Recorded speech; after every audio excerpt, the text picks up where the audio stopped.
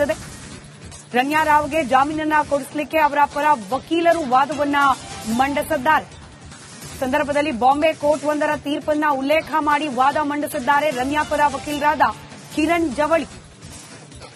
Bombay high court ಆದೇಶವನ್ನ ಉಲ್ಲೇಖಿಸಿ ವಾದ ಮಂಡಿಸಿದ್ದಾರೆ.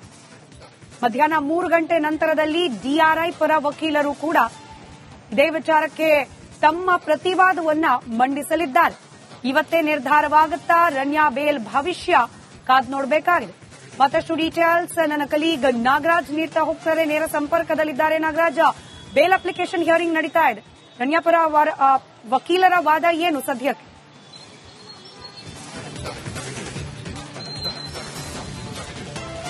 ಸ್ಮಿತಾ, ಏನು ನಟಿ ರಣ್ಯಾ ರಾವ್ ಬಂಧನ ಪ್ರಕರಣಕ್ಕೆ ಸಂಬಂಧಿಸಿದಂತೆ ಆರ್ಥಿಕ ಅಪರಾಧಗಳ ವಿಶೇಷ ನ್ಯಾಯಾಲಯದಲ್ಲಿ ಇವತ್ತು ಅವರ ಜಾಮೀನು ಅರ್ಜಿ ವಿಚಾರಣೆ ನಡೆದಿದ್ದು, ಈ ವೇಳೆ ಏನು ನಿನ್ನೆ ಒಂದು ಲಿಖಿತವಾದ ಆಕ್ಷೇಪಣೆಯನ್ನ ಡಿಆರ್ಐ ಪರ ವಕೀಲರು ಸಲ್ಲಿಕೆಯನ್ನ ಮಾಡಿದ್ರು. ಅದಕ್ಕೆ ಸಂಬಂಧಿಸಿದಂತೆ ಇವತ್ತು ರಣ್ಯಾ ರಾವ್ ಪರ ವಕೀಲರು ಒಂದು ವಾದವನ್ನ ಮಂಡಿಸಿದ್ರು.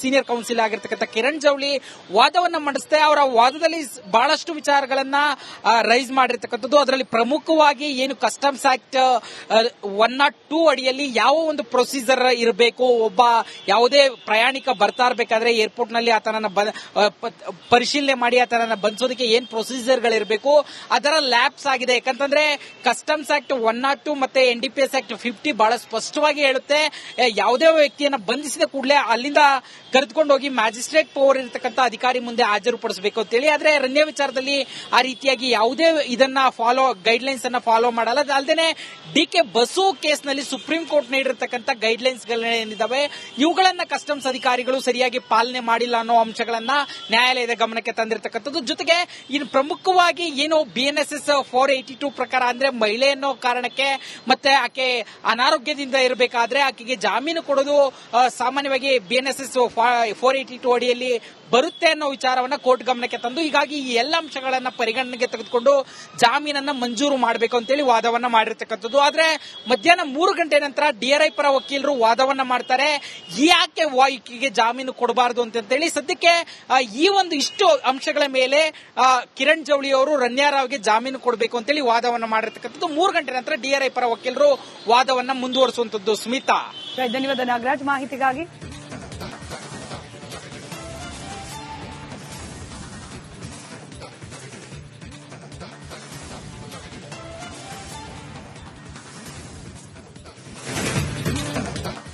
ರಣ್ಯಾ ರಾವ್ ಗೋಲ್ಡ್ ಸ್ಮಗ್ಲಿಂಗ್ ಆರೋಪ ಪ್ರಕರಣಕ್ಕೆ ಸಂಬಂಧಪಟ್ಟಂತೆ ಇವತ್ತು ಕೂಡ ಬಿಜೆಪಿ ರಾಜ್ಯಾಧ್ಯಕ್ಷ ವಿಜಯೇಂದ್ರ ಕಿಡಿಕಾರಿದ್ದಾರೆ.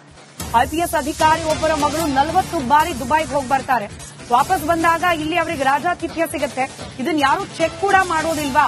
ಇದೆಲ್ಲವನ್ನ ಗಮನಿಸಿದ್ರೆ ಇವರ ಹಿಂದೆ ಯಾರೋ ಪ್ರಭಾವಿಗಳಿದ್ದಾರೆ, ಅವರನ್ನ ಪತ್ತೆ ಹಚ್ಚೋ ಕಾರ್ಯ ಶೀಘ್ರದಲ್ಲಿ ಆಗಬೇಕು, ಸರ್ಕಾರ ಅವರ ಹೆಸರನ್ನ ರಿವೀಲ್ ಮಾಡಬೇಕು ಅಂತ ಬಿಜೆಪಿ ರಾಜ್ಯಾಧ್ಯಕ್ಷ ವಿಜಯೇಂದ್ರ ಕಿಡಿಕಾರಿದ್ದಾರೆ.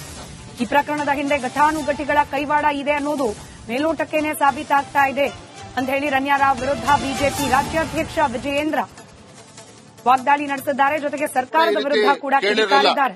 ಒಬ್ಬ ಹಿರಿಯ IAS ಅಧಿಕಾರಿಯ ಮಗಳು, ಇವತ್ತು ಕೆಲವು IPS ಅಧಿಕಾರಿಯ ಮಗಳು ಇವತ್ತು 30-40 ಬಾರಿ ದುಬೈ ಹೊರದೇಶಕ್ಕೆ ಹೋಗಿ ಬರ್ತಾರೆ. ಬೆಂಗಳೂರಿಗೆ ಬಂದಾಗ ರಾಜಾತಿಥ್ಯ ಅವರಿಗೆ ಯಾರು ಕೂಡ ಅವ್ರನ್ನ ಚೆಕ್ ಮಾಡೋದಕ್ಕೆ ಆಗೋದಿಲ್ಲ. ಒಂದ್ ಬಾರಿ ಹಿಡಿದಾಗಲೇ 14 ಕೋಟಿ ಬೆಲೆ ಬಾಳ್ತಕ್ಕಂಥ ಚಿನ್ನ ಸಿಕ್ಕಿದೆ ಅಂತ ಹೇಳಿದ್ರೆ 30-40 ಬಾರಿ ಹೋಗಿರ್ತಕ್ಕಂಥ ಈಕೆ ಎಷ್ಟು ಚಿನ್ನ ಇವತ್ತು ಬಂದಿರಬಹುದು ನಮ್ಮ ದೇಶಕ್ಕೆ, ಇದೆಷ್ಟು ಹವಾಲಾ ಟ್ರಾನ್ಸಾಕ್ಷನ್ ಆಗಿರ್ಬೋದು, ಇದರಿಂದ ಯಾವ್ಯಾವ ಘಟಾನುಘಟಿಗಳ ಕೈವಾಡ ಇದೆ, ಕೆಲವರು ಸಚಿವರ ಕೈವಾಡ ಇದೆ ಅಂತ ಹೇಳಿ ಕೇಳಿ ಬರ್ತಾ ಇದೆ. ಹಾಗಾಗಿ ಸಮಗ್ರ ತನಿಖೆ ಆಗಬೇಕು ಅಂತೇಳಿ ಸಿಬಿಐ ತನಿಖೆ ನಡೆಸ್ತಾ ಇದೆ. ಆದ್ರೆ ಸದನದಲ್ಲಿ ಚರ್ಚೆನೂ ಕೂಡ ಆಗಬೇಕಿದು. ಹಿಂದೆಂದೂ ಕೂಡ ಈ ರೀತಿ ಕೇಳಿರಲಿಲ್ಲ. ಒಬ್ಬ ಹಿರಿಯ IAS ಅಧಿಕಾರಿಯ ಮಗಳು, ಇವತ್ತು ಕೆಲವು IPS ಅಧಿಕಾರಿಯ ಮಗಳು ಇವತ್ತು 30-40 ಬಾರಿ ದುಬೈ ಹೊರದೇಶಕ್ಕೆ ಹೋಗಿ ಬರ್ತಾರೆ. ಬೆಂಗಳೂರಿಗೆ ಬಂದಾಗ ರಾಜಾತಿಥ್ಯ ಅವರಿಗೆ ಯಾರು ಕೂಡ ಅವ್ರನ್ನ ಚೆಕ್ ಮಾಡೋದಕ್ಕೆ ಆಗೋದಿಲ್ಲ. ಒಂದ್ ಬಾರಿ ಹಿಡಿದಾಗಲೇ 14 ಕೋಟಿ. ರಣ್ಯಾ ರಾವ್ಗೆ ಜಾಮೀನನ್ನ ಕೊಡಿಸಲಿಕ್ಕೆ ಅವರ ಪರ ವಕೀಲರು ವಾದವನ್ನ ಮಂಡಿಸಿದ್ದಾರೆ. ಸಂದರ್ಭದಲ್ಲಿ ಬಾಂಬೆ ಕೋರ್ಟ್ ಒಂದರ ತೀರ್ಪನ್ನ ಉಲ್ಲೇಖ ಮಾಡಿ ವಾದ ಮಂಡಿಸಿದ್ದಾರೆ ರಣ್ಯಾ ಪರ ವಕೀಲರಾದ ಕಿರಣ್ ಜವಳಿ. ಬಾಂಬೆ ಹೈಕೋರ್ಟ್ ಆದೇಶವನ್ನ ಉಲ್ಲೇಖಿಸಿ ವಾದ ಮಂಡಿಸಿದ್ದಾರೆ. ಮಧ್ಯಾಹ್ನ 3 ಗಂಟೆ ನಂತರದಲ್ಲಿ ಡಿಆರ್ಐ ಪರ ವಕೀಲರು ಕೂಡ ಇದೇ ವಿಚಾರಕ್ಕೆ ತಮ್ಮ ಪ್ರತಿವಾದವನ್ನ ಮಂಡಿಸಲಿದ್ದಾರೆ. ಇವತ್ತೇ ನಿರ್ಧಾರವಾಗುತ್ತಾ ರಣ್ಯಾ ಬೇಲ್ ಭವಿಷ್ಯ ಕಾದ್ ನೋಡಬೇಕಾಗಿದೆ. ಮತ್ತಷ್ಟು ಡೀಟೇಲ್ಸ್ ನನ್ನ ಕಲೀಗ್ ನಾಗರಾಜ್ ನೀಡ್ತಾ ಹೋಗ್ತಾರೆ. ನೇರ ಸಂಪರ್ಕದಲ್ಲಿದ್ದಾರೆ ನಾಗರಾಜ. ಬೇಲ್ ಅಪ್ಲಿಕೇಶನ್ ಹಿಯರಿಂಗ್ ನಡೀತಾ ಇದೆ. ರಣ್ಯಾ ಪರ ವಕೀಲರ ವಾದ ಏನು ಸದ್ಯಕ್ಕೆ?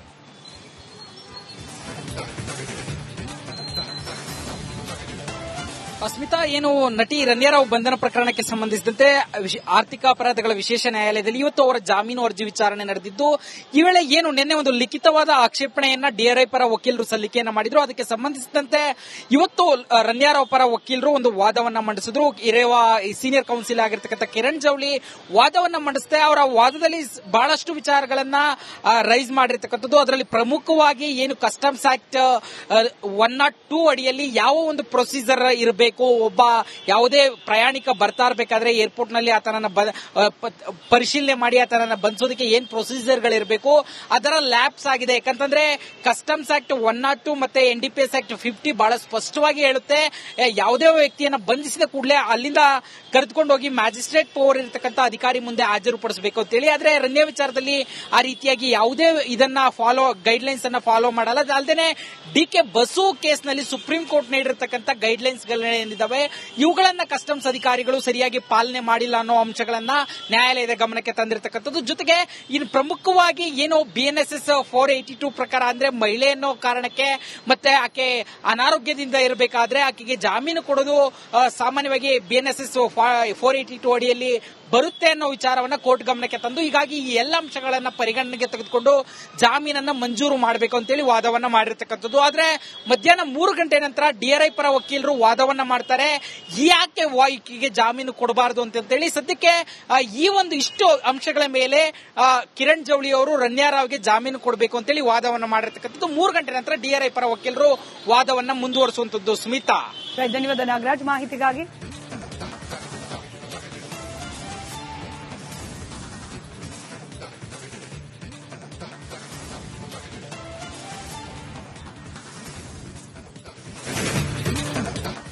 ರಣ್ಯಾರಾವ್ ಗೋಲ್ಡ್ ಸ್ಮಗ್ಲಿಂಗ್ ಆರೋಪ ಪ್ರಕರಣಕ್ಕೆ ಸಂಬಂಧಪಟ್ಟಂತೆ ಇವತ್ತು ಕೂಡ ಬಿಜೆಪಿ ರಾಜ್ಯಾಧ್ಯಕ್ಷ ವಿಜಯೇಂದ್ರ ಕಿಡಿಕಾರಿದ್ದಾರೆ. IPS ಅಧಿಕಾರಿ ಒಬ್ಬರ ಮಗಳು 40 ಬಾರಿ ದುಬೈಗೆ ಹೋಗಿ ಬರ್ತಾರೆ. ವಾಪಸ್ ಬಂದಾಗ ಇಲ್ಲಿ ಅವರಿಗೆ ರಾಜಾತಿಥ್ಯ ಸಿಗುತ್ತೆ. ಇದನ್ನ ಯಾರು ಚೆಕ್ ಕೂಡ ಮಾಡೋದಿಲ್ವಾ? ಇದೆಲ್ಲವನ್ನ ಗಮನಿಸಿದ್ರೆ ಇವರ ಹಿಂದೆ ಯಾರೋ ಪ್ರಭಾವಿಗಳಿದ್ದಾರೆ, ಅವರನ್ನ ಪತ್ತೆ ಹಚ್ಚೋ ಕಾರ್ಯ ಶೀಘ್ರದಲ್ಲಿ ಆಗಬೇಕು, ಸರ್ಕಾರ ಅವರ ಹೆಸರನ್ನ ರಿವೀಲ್ ಮಾಡಬೇಕು ಅಂತ ಬಿಜೆಪಿ ರಾಜ್ಯಾಧ್ಯಕ್ಷ ವಿಜಯೇಂದ್ರ ಕಿಡಿಕಾರಿದ್ದಾರೆ. ಈ ಪ್ರಕರಣದ ಹಿಂದೆ ಘಟಾನುಘಟಿಗಳ ಕೈವಾಡ ಇದೆ ಅನ್ನೋದು ಮೇಲ್ನೋಟಕ್ಕೇನೆ ಸಾಬೀತಾಗ್ತಾ ಇದೆ ಅಂತ ಹೇಳಿ ರಣ್ಯಾರಾವ್ ವಿರುದ್ಧ ಬಿಜೆಪಿ ರಾಜ್ಯಾಧ್ಯಕ್ಷ ವಿಜಯೇಂದ್ರ ವಾಗ್ದಾಳಿ ನಡೆಸಿದ್ದಾರೆ. ಜೊತೆಗೆ ಸರ್ಕಾರದ ವಿರುದ್ಧ ಕೂಡ ಕಿಡಿಕಾರಿದ್ದಾರೆ. ಒಬ್ಬ ಹಿರಿಯ IAS ಅಧಿಕಾರಿಯ ಮಗಳು ಇವತ್ತು ಕೆಲವು IPS ಅಧಿಕಾರಿಯ ಮಗಳು ಇವತ್ತು 30-40 ಬಾರಿ ದುಬೈ ಹೊರದೇಶಕ್ಕೆ ಹೋಗಿ ಬರ್ತಾರೆ. ಬೆಂಗಳೂರಿಗೆ ಬಂದಾಗ ರಾಜಾತಿಥ್ಯ ಅವರಿಗೆ ಯಾರು ಕೂಡ ತಡೆದವ್ರನ್ನ ಚೆಕ್ ಮಾಡೋದಕ್ಕಾಗೋದಿಲ್ಲ. ಒಂದು ಬಾರಿ